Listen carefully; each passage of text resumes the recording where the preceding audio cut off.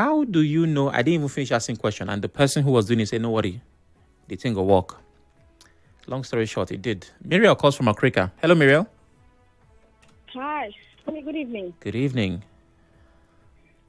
Well, as much as I love the idea, because if you go to most university business centers, Mm.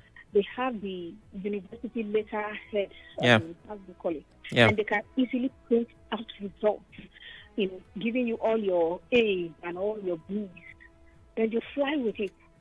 Except because we've seen in this country when we are with a minister or a leader, one of these leaders, and people came and said one of classmates or something, say they use fake results.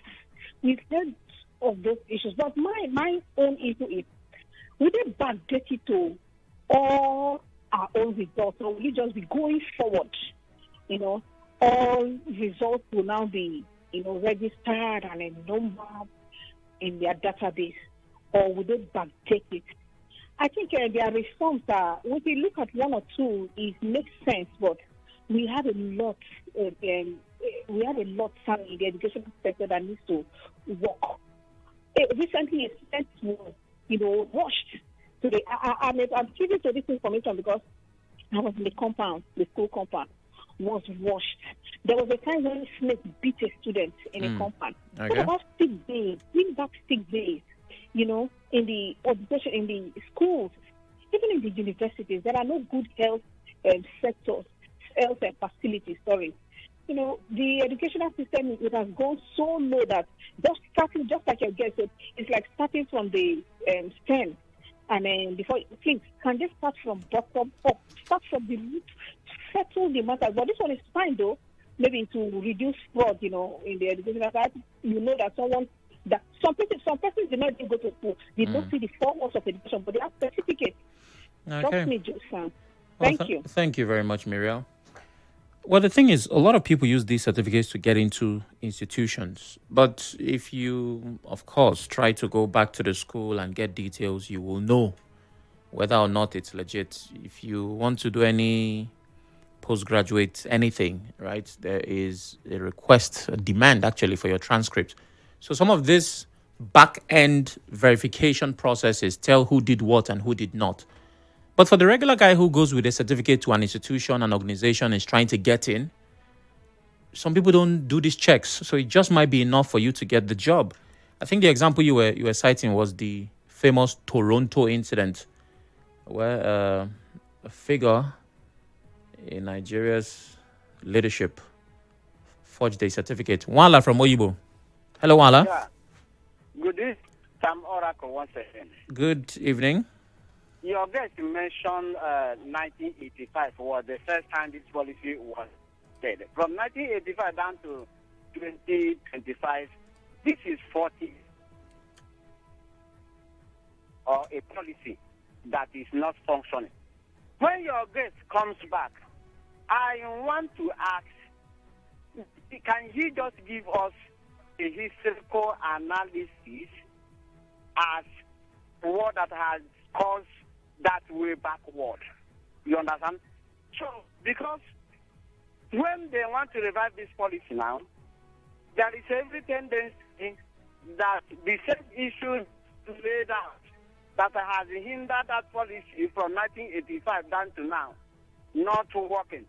That same issue will also replicate itself and also hinder the policy from being functioning from this 2025.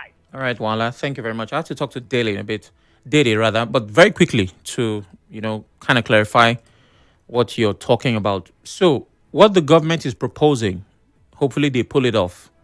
It draws its powers, its legal backing from an Education Act of 1985. So that's to partially answer your question.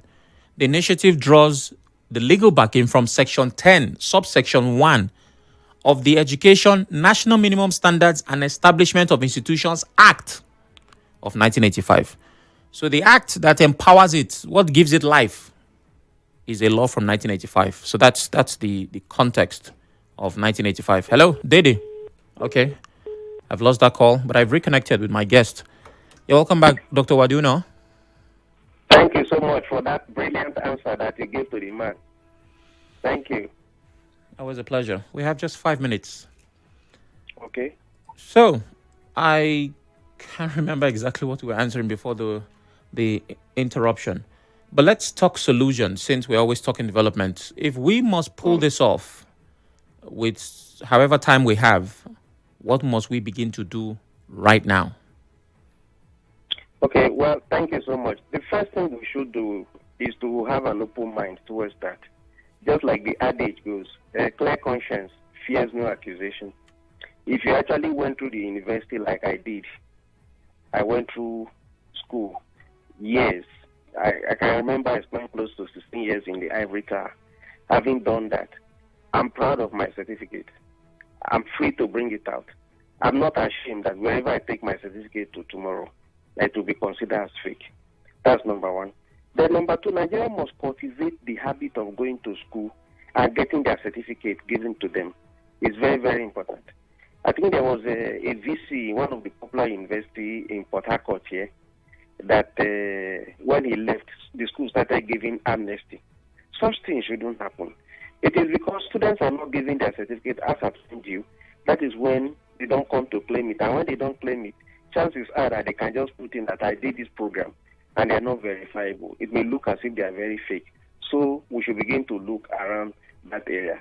Then another thing we should also do too, as a people, is this.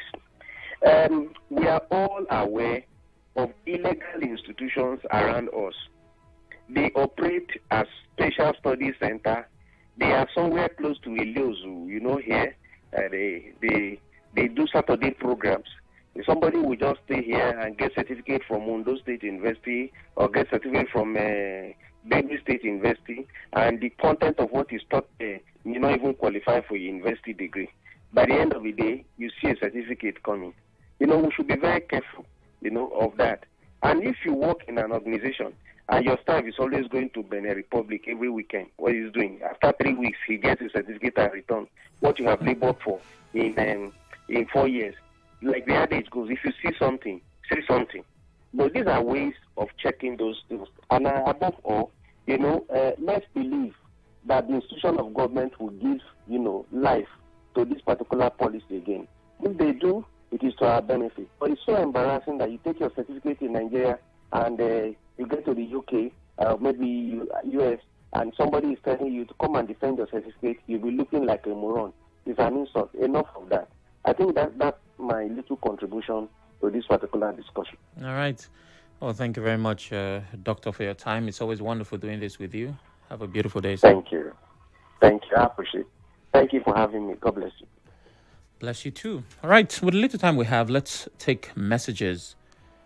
Oracle, how are you today? Talking about ADC? Nope. This is not the ADC conversation. What a noble idea, but how do we verify the certificate of the likes of President Tinubu, who allegedly got admitted in a secondary school before the school was established? What about Buhari, whose verification took ages with many back and forth? How will this work? When many leaders have questionable certificates, can we ask that the president obtain verification before his 2027 re-election? Well, that verification will be done from the institutions. Meryl asked earlier, will this apply to certificates moving forward, or will there be coverage for those who have already graduated? The idea is to authenticate what you have.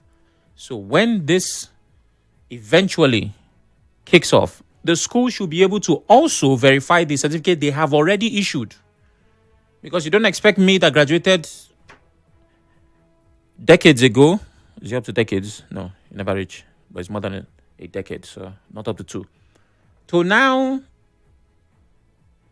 be unable to authenticate what I have, right? Because I passed the school. So they will have to ensure that the ones they've issued as well are authenticated. That's the only way it will make sense. I don't even have to look at the report to know that's the only thing that would work. If Nigeria does not clamp down on Oluwole market in Lagos, the issue of certificate forgery would continue. Oluwole is the global headquarters for paper forgery. Dr. Alhausa should know that by now. Ben says, hey, Ben. Thank you for that. Good day, Mr. Sam. It's a welcome policy, but we need to start by using it to verify the candidates, the certificates from our political sector, from the president down to senators, House of Reps, and to all state politicians. Thank you. I agree, but I hope you know what you need to run as a president or a governor. You don't even have to do university. Just go and look it up. It's the lowest of the low. So, yeah, that's a factor as well. Good evening, Sam. Don't be surprised that there are lots of lecturers and professors in the education sector with fake degrees. A country where our leaders cannot produce their certificates to show the public is a shame. I love the policy to help to brandish the education sector in a good light. Oh, well, it is what it is. This is where this conversation ends. The news update comes up at the top of the hour. Stay with us.